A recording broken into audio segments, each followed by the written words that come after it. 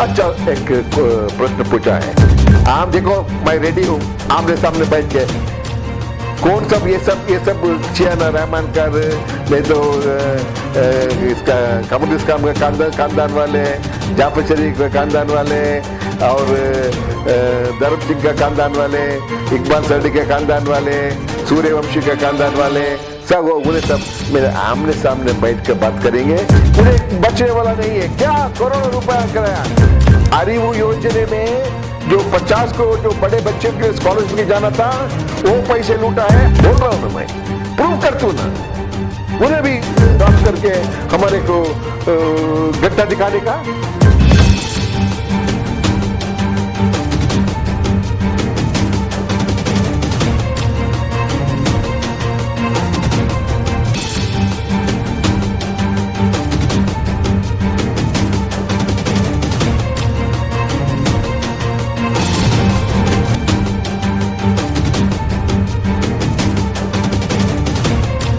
वक्फ property घोटाले के ताल्लुक से बनी अनवर मानपाड़ी की रिपोर्ट, जो बेंगलोर कर्नाटक से शुरू हुई थी, आज वो दिल्ली तक पहुंच चुकी है।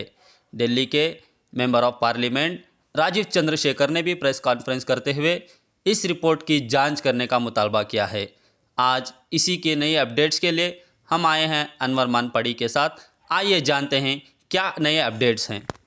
सर बताइए सर, क्या नए अपडेट्स हैं आपकी रिपोर्ट के ताल्लुक? जो कुछ मैंने 8 साल पहले हमारा गवर्नमेंट को दिया था, परसों सितंबर 23 को टेबल हुआ है, मंडन हुआ है लेजिस्लेचर में।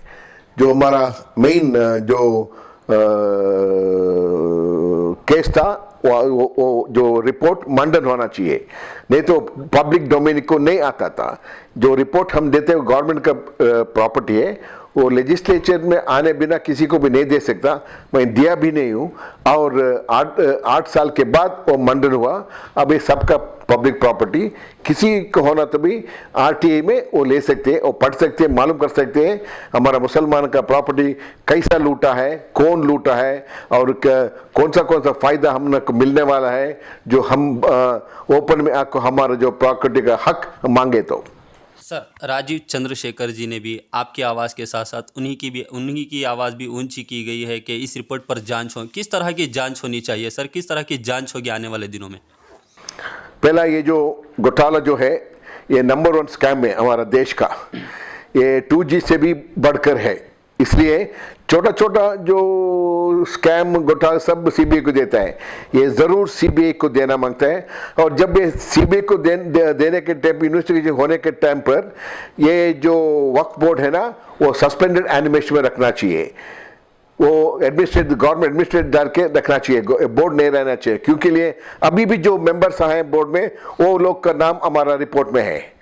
शायद तनवीर सेठ रहेगा, कनीज़ा फातिमा रहेगा, वो सब मेंबर हैं, वो सब नहीं रहना चाहिए तब इन्वेस्टिगेशन होने के टाइम पर।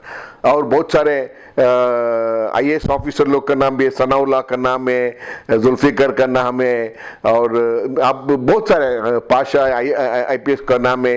ये सब मिलके, ये जो पॉलिटिशियन को मिलके, जो नेता के साथ मिलके जो लूटे, सो सबका नाम ये रिपोर्ट में है। और किधर किधर कैसा लूटा करके भी रिपोर्ट है। और हर एविडेंशियल प्रूफ से ये लोग को कैसे भी नहीं बच नहीं सकता, और किसी हालत में वापस देना ही देना, और क्रिमिनल केस वो फेस ही करना, और ज्यादा से ज्यादा वो बात करे तो अंदर जाना ही पड़ेगा, जाएगा। सर ये जो आपकी रिपोर्ट है विधानसभा में टेबल हो चुकी है, क्या आने वाले दिनों में विधानसभा सेशन में क्या इस पर चर्चा होगी? क्या इस मुद्दे पर बात करेंगे? जरूर उस पर चर्चा होगी और गवर्नमेंट एक्शन भी लेगी। अच्छा सर, ये जो स्कैम हुआ है, ये जो घोटाला हुआ है, अगर इसमें कोई गिल्टी पाया जाता है तो इसके खिलाफ किस तरह की कार्रवाई की जाए? क्या डिमांड्स हैं? आप किस तरह का मुतालबा करेंगे? लॉ ऑफ द लैंड, कानून कैसा है वैसा जरूर वो लोग वो कानून के हिसाब से जो कुछ कानून उसको पनिशमेंट देगा, जो कुछ कानून उसको पर आएगा, क्या पनिशमेंट देगा, वो जरूर जारी रखना है।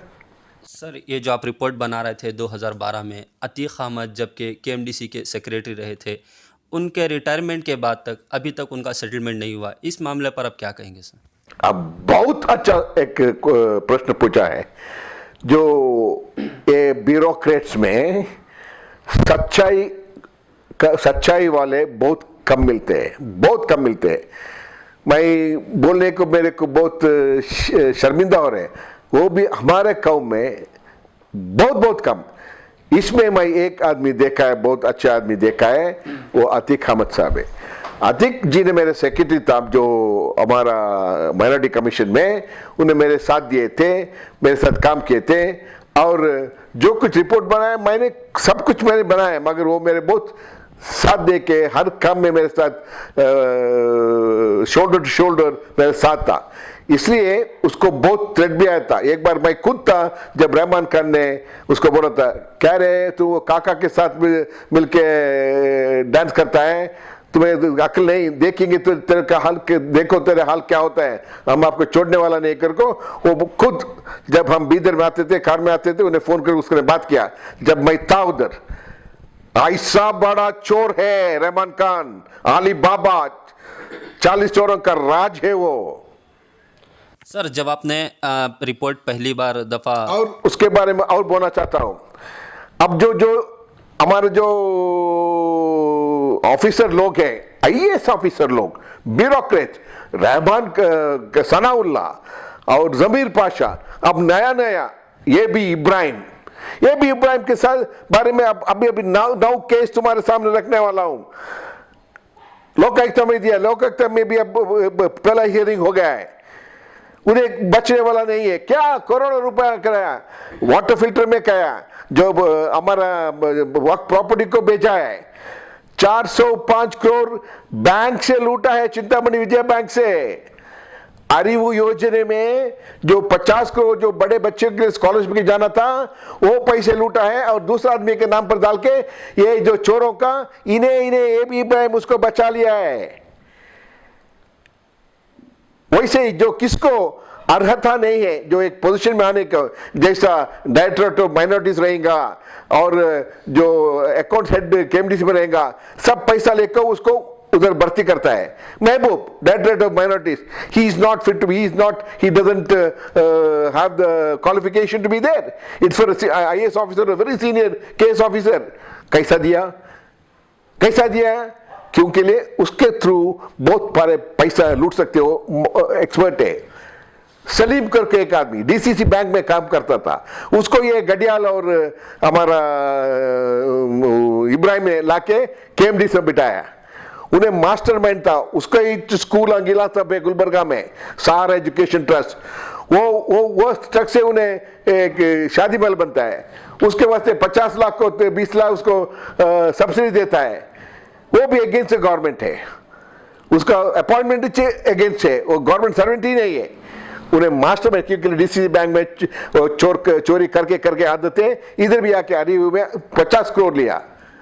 और ये लोग क्या किया, ये आरटी नगर पुलिस वाले ने उसके ऊपर सुमोटो केस डाला, उसको नाम हटने के वास्ते 30-50 लाख देखो, उसको नाम हटा के जो नया बच्चे लोग जो काम करने आए थे उसका नाम पर ट्रांसफर करके, उसका नाम पर अकाउंट खोल के उधर पैसे दे के उसको दोषी ठहराया।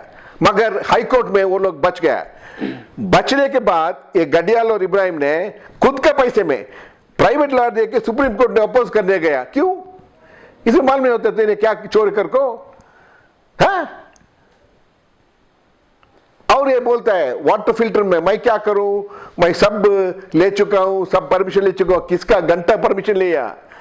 किसी को अब कियोनिक्स भी, जो कियोनिक्स का जो वाटर फिल्टर लिया है वो नहीं होता, क्योंकि लिए 1 करोड़ के ऊपर जो कियोनिक्स करना है वो केटीपीटी के आधार से होना है, ई टेंडर होना चाहिए। इन्हें क्या करते हैं अडूर इब्राहिम, चोर बोल दो, डिस्ट्रिक्ट बाइफर्केशन किया, 92 लाख, क्योंकि 1 करोड़ के अंदर है।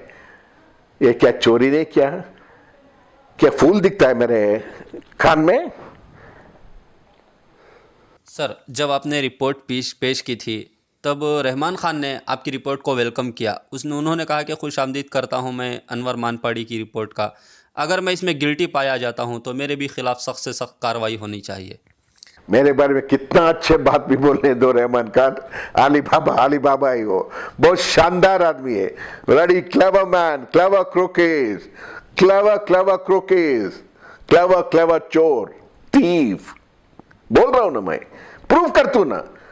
उन्हें भी प्रॉपर्टी लिए, और ये क्या है, Windsor manner, he is a mastermind. बोलते मैं सिर्फ ड्राफ्ट किया। क्यों ड्राफ्ट किया भैया हमारा मुसलमान प्रॉपर्टी को? वैसा क्या हक था उसको हमारा मुसलमान प्रॉपर्टी को वो तरीका में ड्राफ्ट करके हमारे को गड्ढा दिखाने का?